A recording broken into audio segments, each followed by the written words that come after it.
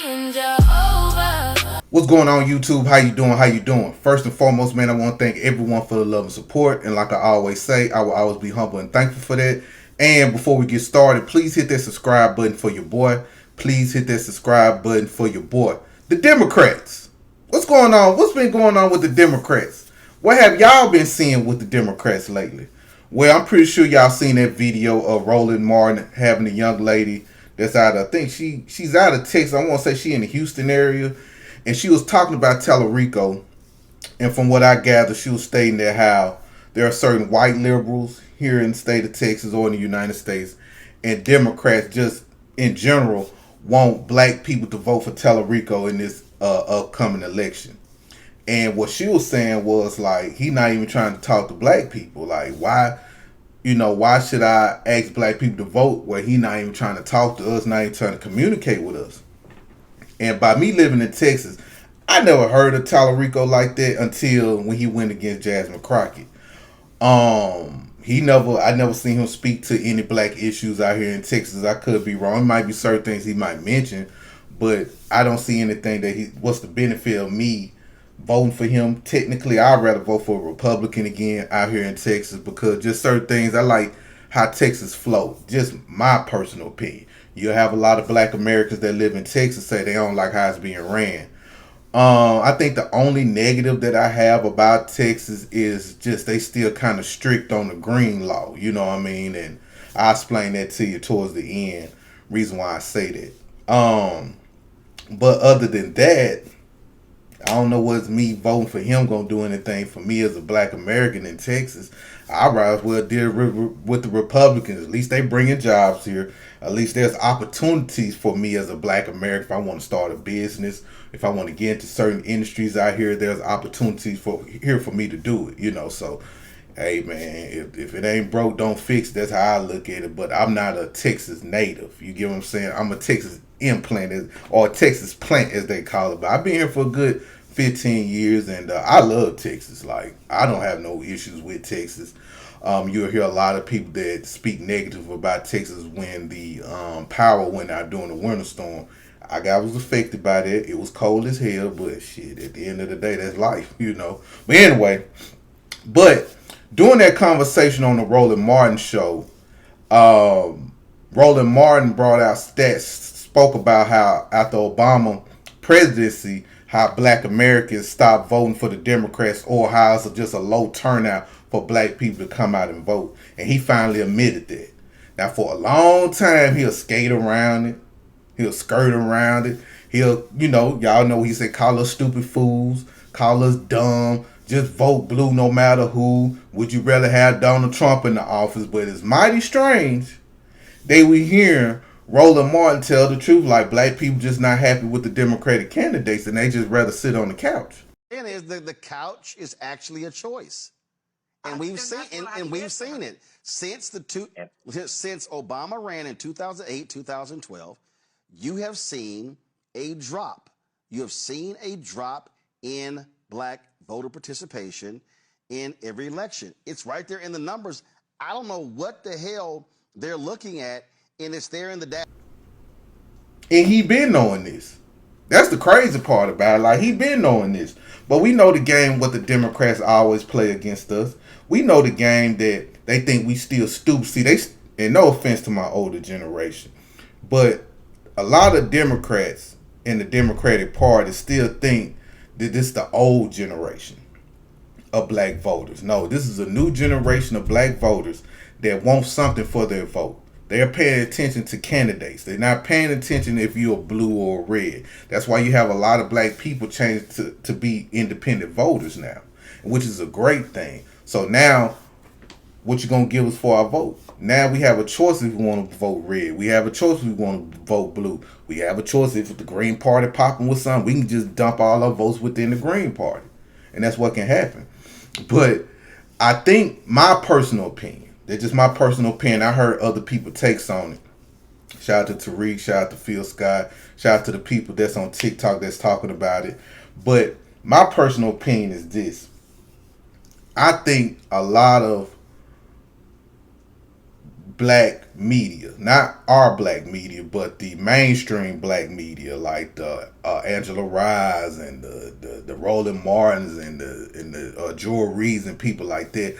I think they starting to see that the DNC is not rocking with them like that no more, because they not producing votes for them. So I think the DNC is walking away from these people that we used to see all the time. They always throw in front of us and tell us go vote blue and we dumb if we don't vote those people. I think the DNC stepping away from, like, man, y'all ain't doing a good job. We'll still keep Al Sharpton. Yeah, we can always throw a couple dollars at Al Sharpton. Al Sharpton do whatever we want him to do.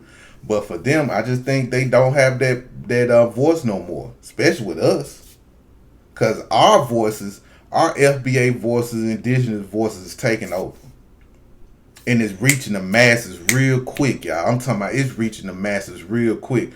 For my personal opinion, after 2024, you see a lot of black people starting to hone in on what is this candidate talking about? How can this candidate benefit me?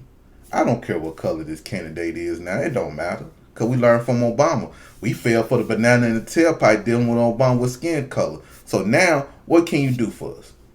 If you're not going to do nothing for black Americans, let's go down a bottom tier.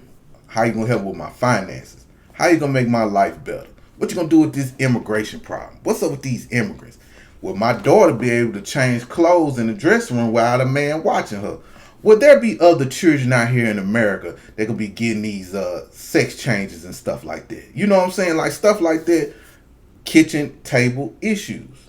Grocery still kind of high, but it's dropping. But what you gonna do about this food situation we got going on? You get what I'm saying? I think that's what a lot of black Americans care about.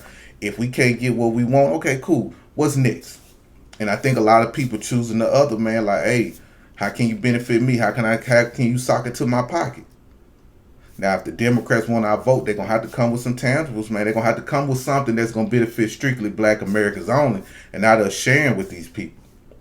And I think people like Roland Martin, Joel Reed, Angela Rye, and others, I think they starting to see it because they starting to take our talking points now. We've been saying sit on the couch. We've been stepping away from the Democratic Party. We've been telling the truth about how they make us try to make black people like we just dumb and we just don't understand how to vote. Or, you know, the most craziest thing, I know I'm all over the place, it just popped up in my mind. You know, the most silliest thing about the Democratic Party that irked me, it irked me for years, for decades. But this voter ID situation, you know, about black people not being able to get their ID. I remember they were saying that back in the mid-90s about how hard it is for black people to get identification. I remember that. Even when I was in college, I remember watching the news. They were talking about how hard it is black people to get identification because we poor, or it's hard to read the directions on what all you need, you know, to get ID and stuff. I'm like, that is not true. I'm from Mississippi. Mississippi is one of the most poor states. They say lack education, all that stuff, but I don't know nobody that had an issue getting their ID. I don't know anyone that had an issue getting a birth certificate. I don't know anyone that had trouble showing proof of residence.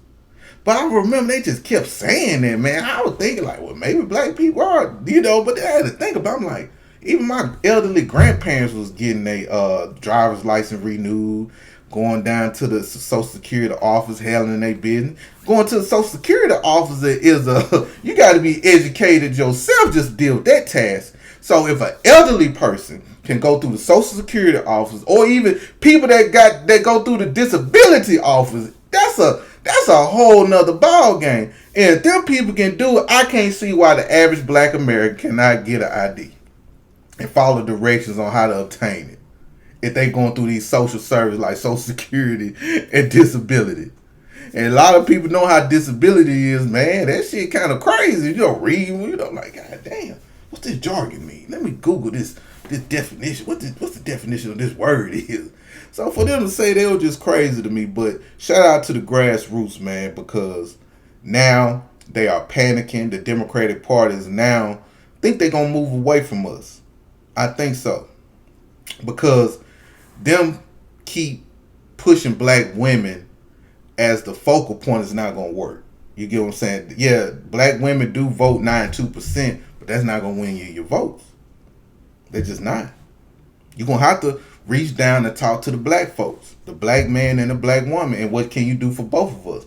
Because those gender politics didn't work. That sexuality politics didn't work. People got tired of it.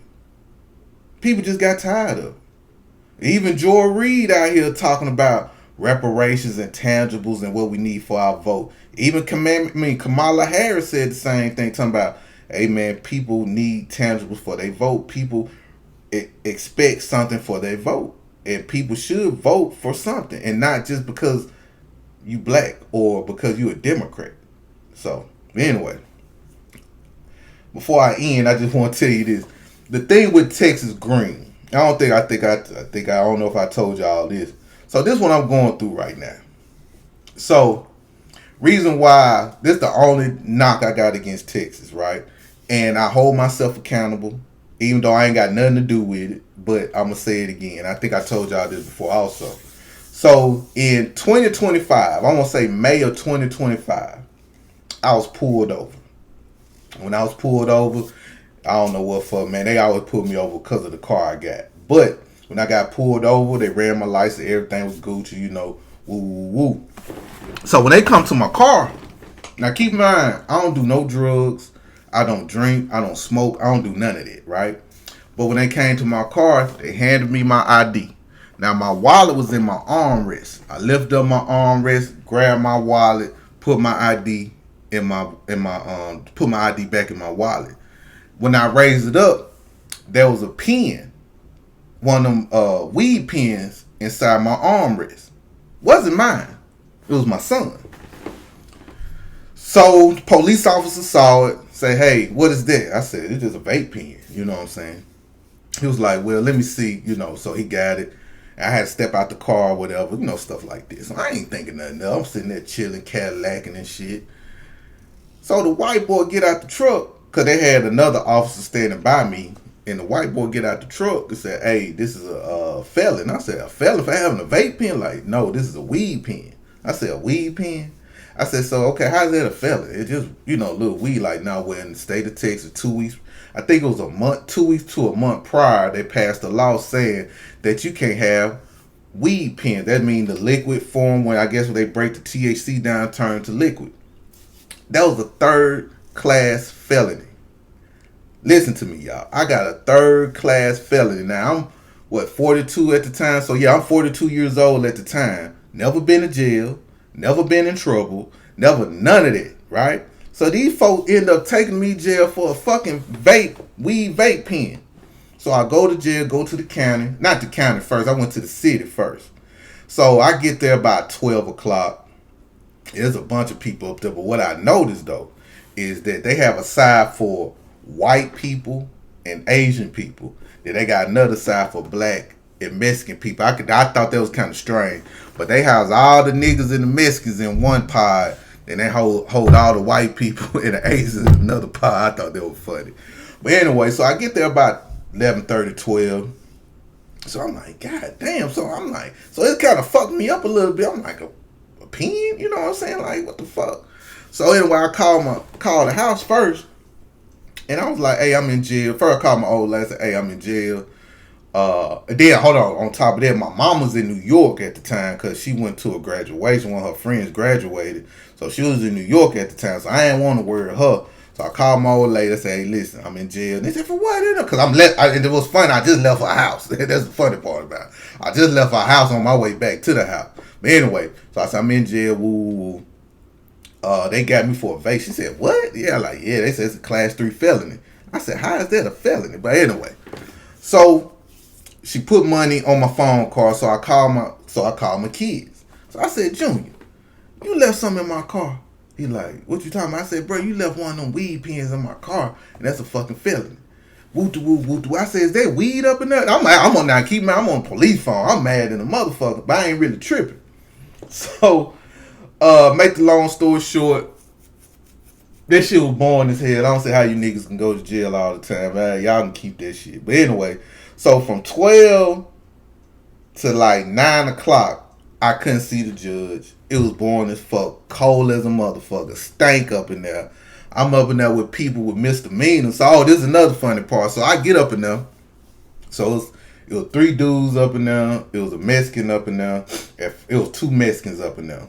So, the 3 dudes, they were from Dallas or something like that. And they had like little miss. One of them was for a traffic violation. The other one for stealing something out of Office Depot or some shit like that. But the Mexican was up in there for RAPE. You know what I'm saying? He was up in there for RAPE, and I guess they found him. So he was ready to get transferred to Dallas. So they asked me like, "What you up in here for?" I'm like, "Man, I got caught with a weed pen." And they said, "A weed pen?" I said, "Yeah, that's a felony." So check this out. So when the judge come, you know, you speak to a judge through a teleprompter or whatever. So when you speak to the judge, everybody going home except me. I said, "What the fuck? I ain't going home." These folks had to transfer me since it's a felony. I had to bond out the county, right? I didn't know this. I'm not a criminal. So I had to bond out the county. So I had to go from Carrollton, Texas, all the way to Denton County, Denton, Texas, which is Denton County. So I had to sit and wait to 12 o'clock for them to transfer me down so I can go to Denton County. So I already called my and said, "Hey, get the, you know, woo." So they already told me my bum wasn't nothing but like $1,000. So I went ahead and paid that. I said, "Hey, get the money, bail me out, cool." I get down there, and it was a little more comfortable because we got to watch TV and shit. You know, we sitting around, so I had to wait on that. So, make the long story short, they charged me with a Class 3 felony in the possession of a controlled substance. And it was nothing but like barely 1 gram, barely a gram of liquid inside that thing. It was basically gone, right? So I ended up getting a lawyer. The lawyer cost me about $6,500, $7,000. End up have to go to these drug classes. Man, let me tell you, I had to go to a drug class. Now the drug class was like $500. Listen to me. No, fuck that. No, I'm going too fast. I had to pay for a drug therapist first. A drug therapist. Listen to me. Or one of them drug therapist people. Drug psychiatrists.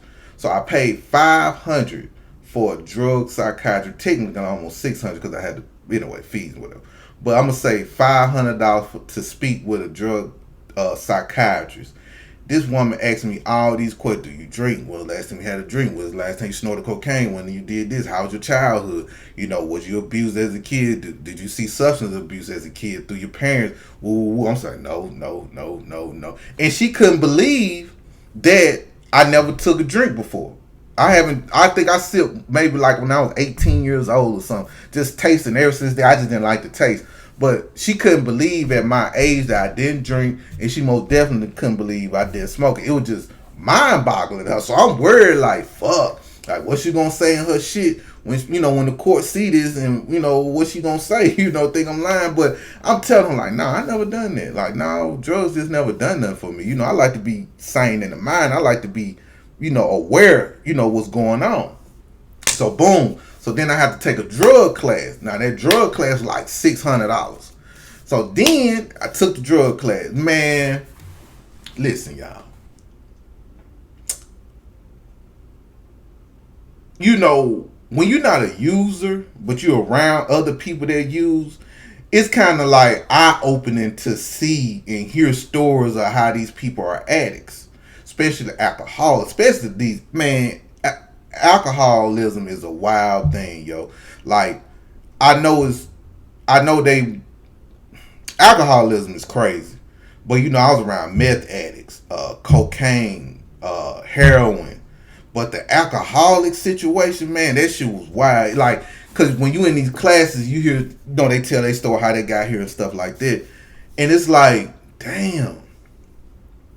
That alcohol, man, you gotta put the alcohol down, man. One dude said he go to dialysis and he got like half a liver or some shit like that, and he still drinking. And he got caught because he was drunk, like intoxicated at a event or some shit where he was at. Meth addicts, and a lot of these people are young. Like, I think I was like the oldest person up in there in this group. There's a lot of young people on meth out here.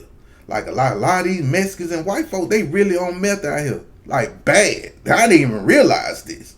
Like, you got kids come from great homes and shit like that. Like, mama stay in these big houses. But, man, these folks is drugged the fuck out here, man. So, me being not a user, I couldn't really participate in it. I could talk about other people I knew that was on this shit, but it just wasn't right. So, I probably spent over almost, I'm gonna say, $1,000, because after I completed all that, then county put me in this program where I gotta call this number, y'all, every fucking day. I gotta call this number and see if I gotta take a drug test. That class alone was like $800. But I had to call. I gotta call every day to see if I gotta take a drug test. Every day. I gotta do this shit until like October, September, or something like that. September, October, something like that. I gotta take 16. Just today, I just left the place of pissing in the cup. For nothing. I don't even do it. And that's why I say about the green in Texas, you can have the flower, but if you got the vape, oh, they gonna send you up the river. So anybody in Texas, they got those weed pens, that's a class 3 felony. Okay? That's a class 3 felony. If your children smoked it, that's a class 3 felony. Now, a lot of people say, well, Brian, how you and your son, how you felt about your son putting you in that situation? Was I mad? Yes. But was I disappointed? Now, I was more disappointed than mad. Let me say that. But I look at everything like this. Everything happened for a reason. My son just graduated high school. Or he was about to graduate. Did he graduate? Yeah, he was about to graduate high school, right? He had a scholarship. He had a lot of things going for himself. And I looked at it as, I would rather me catch that charge than him driving that car and get pulled over and get that charge, if that makes sense. Because he would have lost his NIL deal. He would have lost everything. You get what I'm saying? So I took that lick, for my son, and I gave him a piece of my mind, not in a negative way, but I just had to let him know, like, bro, your actions affect me as an adult, where I never been in trouble. And from 18 to now, I haven't been in trouble as an adult. I said, all these years I've been living, I never been in trouble for anything. But you and your actions caused your daddy to go to jail. He felt bad about it. He did. He was remorseful and stuff like that. And a lot of people said he should be like, what's the point? Shit, what's the point? This is a learning lesson for him. And ever since then, man, he been on the straight and narrow. You know what I mean? I think he felt bad, like, because he know I was disappointed. And he felt like he failed me. I said, man, listen, I'd rather it happen to me than you. I said, next time you get some shit like this, it's on you this time. Now, I took the charge, But yeah, that's why I believe Texas. That's the only thing I wish Texas was a liberal state for shit like that. But besides that, I don't care about weed like that, So I love Texas, man. I love the people in Texas. I rock with the people in Texas, man. Texas people showed me a lot of love from being a country nigga from Mississippi. So, but sorry for the long video, man. It just want to tell that story too, man. But yeah, anyway, let me know what y'all think. How y'all feel about the Democrats taking our talking points now? How they pivoting away from the old vote blue, no matter who shit, you know what I mean? So let me know what y'all think. Salute to everyone. I love you. Peace out. I'll be dropping another video soon.